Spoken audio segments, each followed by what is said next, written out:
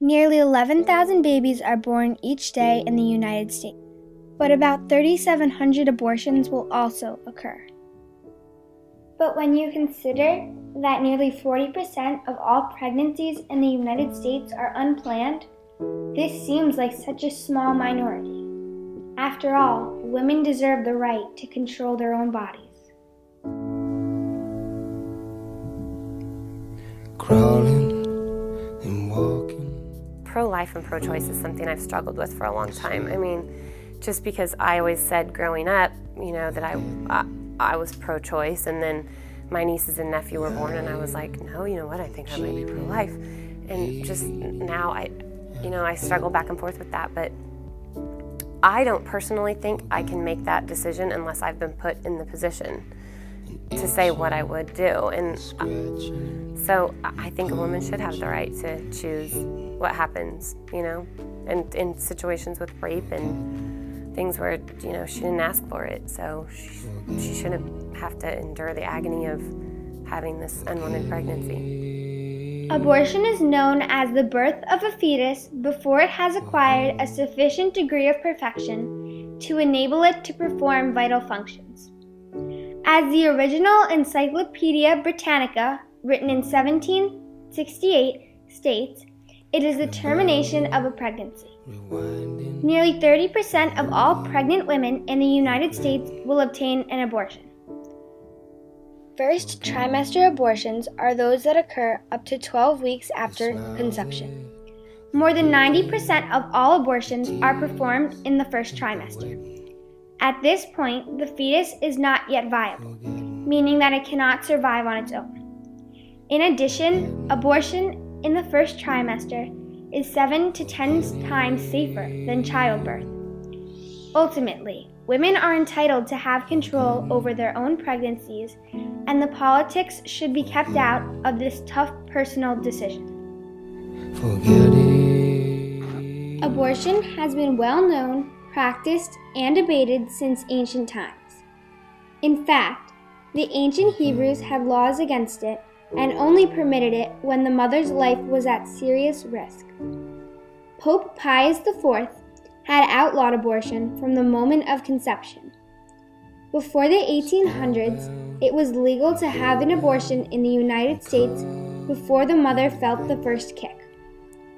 By the early 1970s, 14 states had laws permitting abortion if the woman's health was in danger or if she was a victim of incest or rape.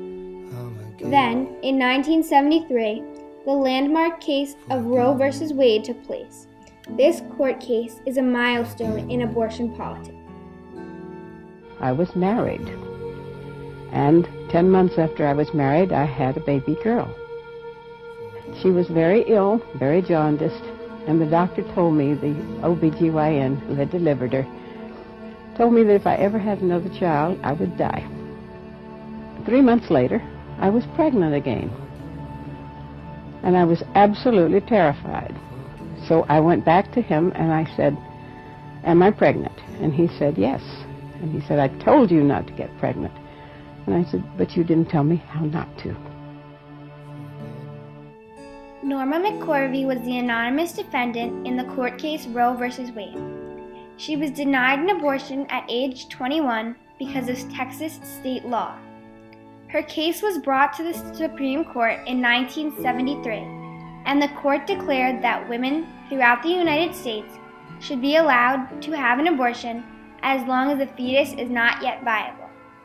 This case sparked an argument that would be debated for decades. I didn't tell anyone except the father. And when I saw his reaction, I didn't tell anyone else.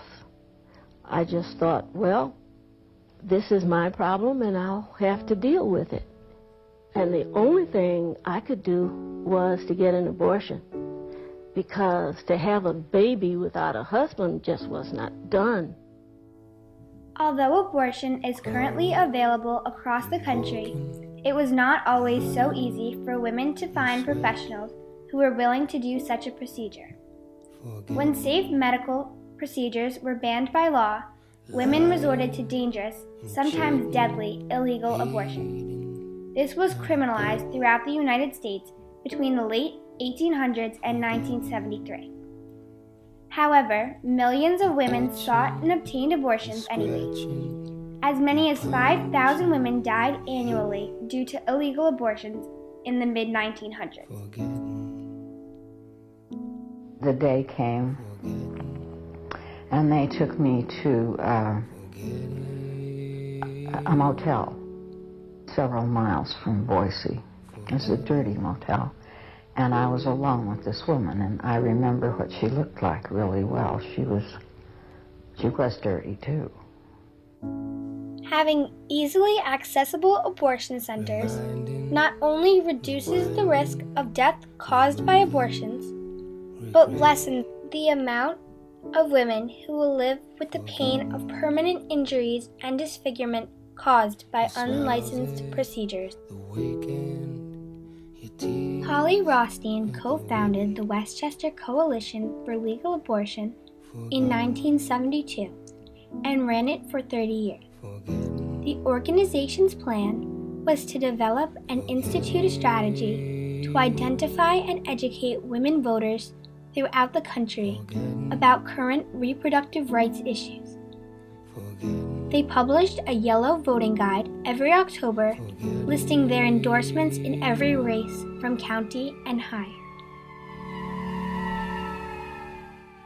Ever since 1958, when her close friend obtained an illegal back-alley abortion, Polly has been determined to put an end to restrictions on women's right to choose. Although she is currently retired, Polly continues to speak out on what she knows is right. Is the right to choose safe in this country? I would say absolutely not. Even though Roe versus Wade may not be overturned, it could easily happen that more and more states on the state level institute anti-abortion laws like no abortions after 20 weeks, or only doctors cannot practice abortion medical care unless they have admitting privileges at a hospital within 30 miles. And the catch there is the hospitals won't give these doctors the privileges, and abortion clinics all over the country are being shut down one after another. And this is going to greatly endanger women's ability to control their pregnancies. Women must be empowered to make life or death decisions that involve their bodies and their futures. Abortion does not revolve around politics. It's a personal decision that government officials should not be making. In fact, 77% of anti-abortion leaders are men. 100% of them will never be pregnant. Overall, the country is safer when it does not have such strict laws on society. If a woman has no rights to her own body, she has no rights at all. A speaker from the 1984 study, Abortion and the Politics of Motherhood, made this subtle yet remarkable quote. When we talk about women's rights, we can get all the things in the world.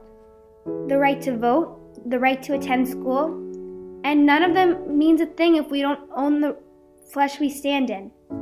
If the whole course of our lives can be changed by somebody else that can get us pregnant by accident or by deceit or by force, if you can't control your own body, you can't control your future to the degree that any of us can control futures. Lying and cheating, hating and abetting, forgetting and itching and scratching and punching and hitting, forgetting, forgetting, forgetting.